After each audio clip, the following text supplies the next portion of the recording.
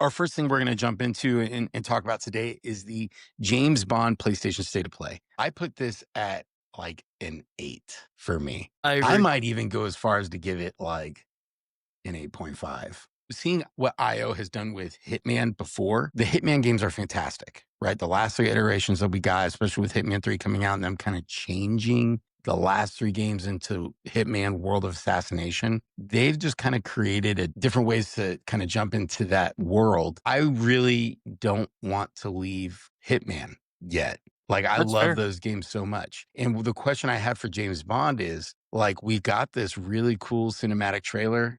I think there might have been a tiny bit of gameplay that was leaked after the trailer came out, but I don't know. I didn't really like look into that too much. But I didn't want to leave Hitman. And the question I had for James Bond was, what is this game going to be? Because, historically, every James Bond game we've ever gotten uh, is you've got the story. Here's your character, James Bond. You're going to start here and the game ends here, and pretty like guided levels, right? I didn't know if this was going to be that again, or is IO going to kind of bring in what they do best?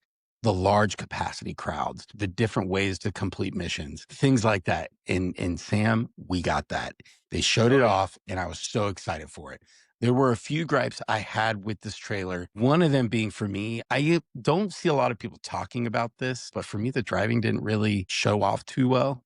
And Mhm. I don't know why that is. It's not something it looked very boxy to me. Like, there were certain animations, like when the car was landing from a jump, that it kind of like self-corrected to where they wanted the car to land. Right. Mhm. So there was a few of those moments. And then I think as well, there were some parts near the end of the game demo that they showed off where they showed like explosions like happening right in front of Bond. And I get it. It's a video game. It's not supposed to be realistic, but there were some parts where like, if you were this close to an explosion in any other video game, your person, your character would have died and you would have had to restart over.